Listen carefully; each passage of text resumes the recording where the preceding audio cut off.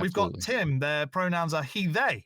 And museums have many icons of religion already: Zeus, Athena, Osiris, etc. Let's discuss that. How you doing, Tim? How's it going? Good. How are you doing, John? Oh, Cross-examiner. awesome. I've not seen you before. I'm going to look for you, dude. Thanks. I like what you've been saying. Yeah, I had to wait till the second half. I'm going to look for you. Like that could be, you could read that two different ways. Yeah, right. Have you seen Baby Reindeer? Don't say that. Don't say that. Okay, I'm going to look for your content so that I can. There you go. That's so much better. So much better. What have you got for us? So let's discuss that museums already have this stuff. Right. I mean, we've got like the Smithsonian that has a lot of different icons of past religions, such as Zeus, Hera, Athena, Osiris. We have Tutankhamun, which is actually sort of a religious type thing as well. We also have the Parthenon in, where is it? It's Tennessee, I believe. So, I mean, we do have museums of religion already, and we have science museums that have some sort of icons of religion.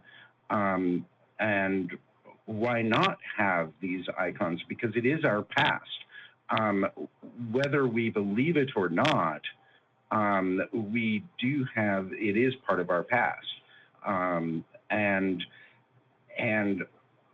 I think, to be honest, I don't believe the Ark encounter is necessarily a horrific thing anyway, because it does sort of describe that story, and that story has some meaning to some people, and right. I'm pretty sure that there is some sort of moral involved, just like any of the Aesop stories. But and I think it would be kind of fun to have a whole bunch of atheists, a whole group, hundreds of them, just going through the Ark encounter and right. laughing at the whole shit, saying, "You actually believe this? Because this, right. this is not what it is." But even if it's already debunked science, it is stuff that is what was in our past. And sometimes I agree. I agree with you. Just real quick, I want to jump in and say I agree with you. I'm pretty sure a lot of people would agree with you. I have no problem with that. In fact, I encourage it. The more, the merrier. If I can have a museum with, here's the pantheon of gods that existed in history, and the Christian God is one of them, that in my mind is just implicitly an argument for, like, what makes this one special, etc.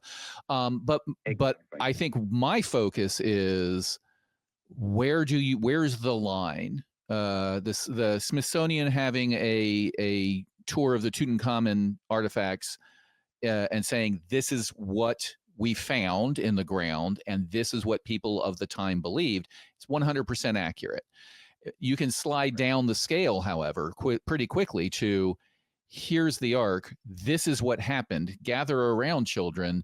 The lesson here is, God messed up a couple of times, and the way he fixes problems is he murders everybody on the planet except for one family, right? Like, and yeah. You can go even further to say, and this is all evidence that this is true, and you can start actually lying. So I draw the line at accurately describing what you are presenting, and beyond that, people of course can display whatever they want.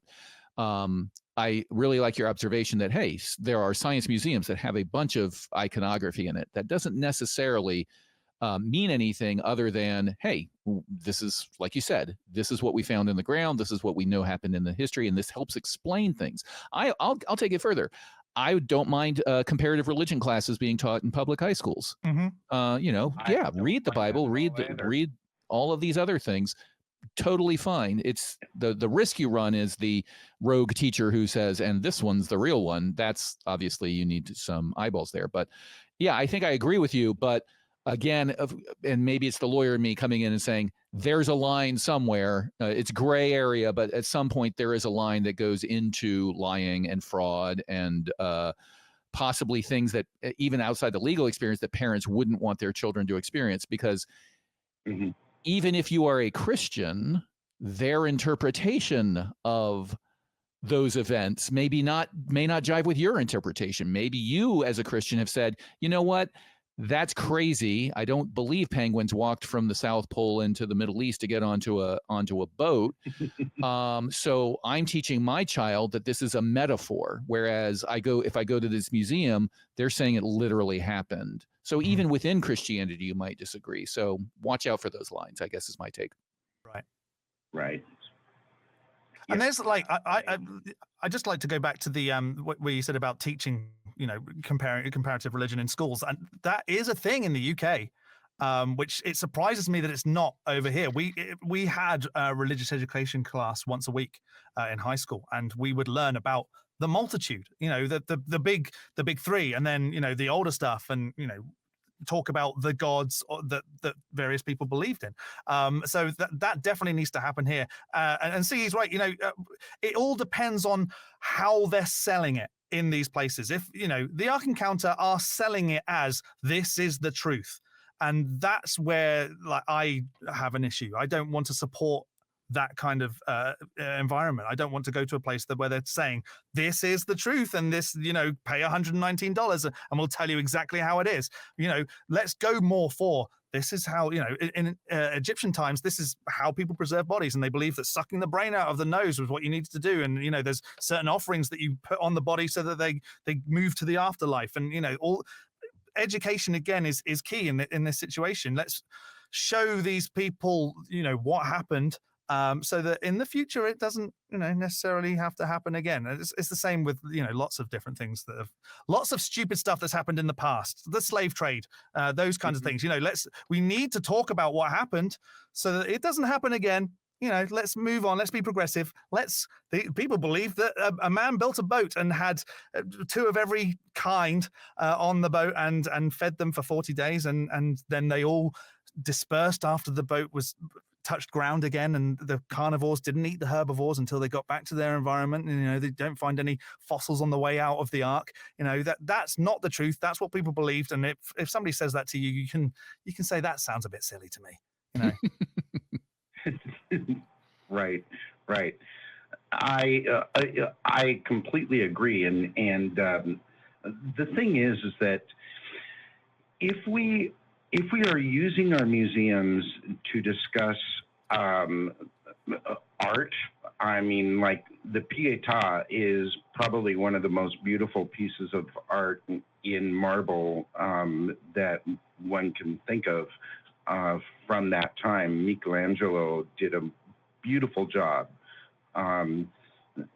with that sculpture, right? The Pietà. I'm not familiar with it. Is that the one with the woman in the fine dress, the silks? Because that's the one I think of with the marble. Pietà. Which one is that? The Pietà is Mary holding the body of dead Jesus. Oh, okay, got it. That Michelangelo sculpted, and it's very beautiful. It's a very beautiful piece of art. Oh yeah, I'm looking at it now. And it's wonderful, and having that in a museum, I think, is very important because it is a piece of art, so that type of thing. But then I think we're moving more into art museums more than we are science museums, right? Correct. Our concern is, as we see society fracture into run to their corners and get their own information via the internet, that they do that with their physical buildings as well. This is my science museum. and in it there's an ark and there's a resurrection, and I'm told that this is fact, not just told it from an opinion standpoint, but hey, here's an artifact that is the Shroud of Turin or the splinter of the cross, and all of these things that we can show are just not true. So there's a line of that we shouldn't cross at some point, but at some point people are going to do this, and the ark encounter is a perfect example of, we want our own building where we can go tell our own stories. I agree with you. These sculptures, Michelangelo's sculptures, are gorgeous. I don't know how a person does that and make it look like this fabric is waving, and your brain has to go, wait a second, that's rock. But we can also present it in context. Who paid the bills back then? The church. If he was alive today, he'd be making sculptures of Marvel characters, right? Like, who's paying the bills? Right. So if you present this information, presents the context too. If you want to be intellectually honest, you don't show that and say, see, religion's real because the most beautiful art in the world is about religion from this period of time. It's a causation goes in the other direction. And I think that's it. And I think that's why also, even in science museums, I like the idea of having something like the ark, but understanding that it's a representation of what was thought of as science for a couple of thousands of years, right? Until we actually learned more, right? This is something that was in our past. And that's what I think is most important about museums, is this is what is in our past. Irrespective of the truth, we definitely mentioned, this is just a story. This has been debunked, but this is what we've believed. Right. Ensure that we do mark out the line. This is what the story is, but we know that it could not have happened at all. Or put more context into it. This is a story that was told originally by Bronze Age goat herders who didn't know where the sun went at night. There you go. And we didn't start learning the scientific method until the 1800s during the Enlightenment. And once we did, all of this stuff became into question. Like, that's the full context. If you want to be intellectually honest, that's the context, right? So there are lines you don't want to cross, but even if you want to be intellectually honest, you want to put context in there so people can say, okay, this isn't true because this book says so. It's a claim made by these people, and people sort of carried on for a variety of reasons. The priests carried it on because they got their pigeons when you had to sacrifice stuff, and they get fed. And the people who own the land could mollify and satisfy, calm the masses. And you shouldn't attack me because the Bible says you shouldn't. And oh, by the way, the Roman Catholic Church didn't let you print the Bible in English or even print the Bible at all because they didn't want people to read it because of this. So if you give that context, all of a sudden the story starts to fall apart. Right. If you instead present the Ark Encounter or other things that just say, here's scientific evidence that this is all true, and that evidence is faulty or worse, fraudulent, now all of a sudden you're really crossing a line that I hope most people would agree with. Yeah, and I think that's where I stand. I think I stand right where you are, which is let's give these exhibits the absolute truth that they deserve. And what they deserve is, this is all debunked, but this is what we believed. And so an exhibit doesn't necessarily mean that you're preaching it as truth. So the Ark Encounter is a completely different facet altogether. If we were to open up a museum in Seattle that had all sorts of iconography from all of the mythos throughout the world, and we can tell them, this is the myth from Egypt, this is the myth from Greece, this is the myth from Rome, this is a myth from Celtic civilizations. This is the myth from Christianity. And Right.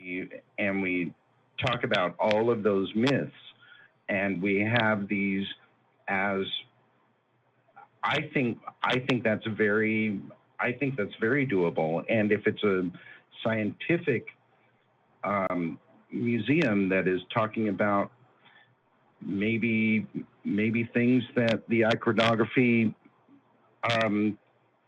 represents, such as Right. lightning storms and Zeus and Right. and that type of thing.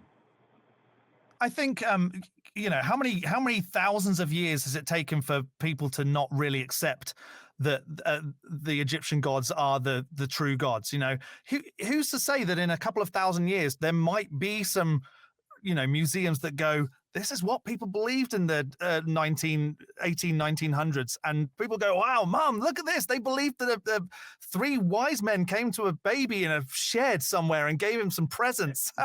You know, I do think, and we're seeing it more and more, people are stepping away from it, and I do think that, you know, in a few thousand years, maybe even, you know, hundreds of years, we'll have a significant decline, and we'll move from, this is the truth, this boat exists because Noah did this, and it will become, this is what people believe back these days, and we can just go, oh, that's nice, look at the nice architecture of this boat, that's great. And that'll be the extent of the appreciation of it. Yeah, and the sign that it's a legit inquiry is they don't just focus on that one religion. Like, here's the old one, here's a newer one, here's a newer one, here's a newer one. The same way that, hey, if there's a museum somewhere and it's got World War II memorabilia in it, that's interesting. If it only has Nazi memorabilia, now all of a sudden I'm a little more suspicious about their motives, right? Yeah, you need to have an honest inquiry, I think, as you present this as a display for the public. That said, there's always going to be a market for people to come in and have their pre-held beliefs confirmed for them. Yeah. Right. And I might be a little bit more optimistic than you are, John. I think it's going to be taking a little less than 100 years or more for us to move out that way. Right. But I do agree with you. I think there will come a time when we will look back, and we as a species will look back and say, wow, we actually thought these existed, because what do we do with the other myths that we read about, you know, Zeus and Jupiter and Osiris and Ternanos and all of them. We look back and say, people for hundreds or more than 1,000 years believed in these gods. Yeah. And so yeah, I think that's very possible, but I am more optimistic that it's not going to be quite as long as you do. Let's like in 100 years have this call. Well, you call back, maybe, I don't know, I probably won't be alive in 100 years, but you never know. But if we are, let's have a call and see where we are. That's the only way we're going to put this to bed. Well, it was great talking to you, Tim. Thanks for calling in. Thanks so much for your call, Tim. That was really interesting.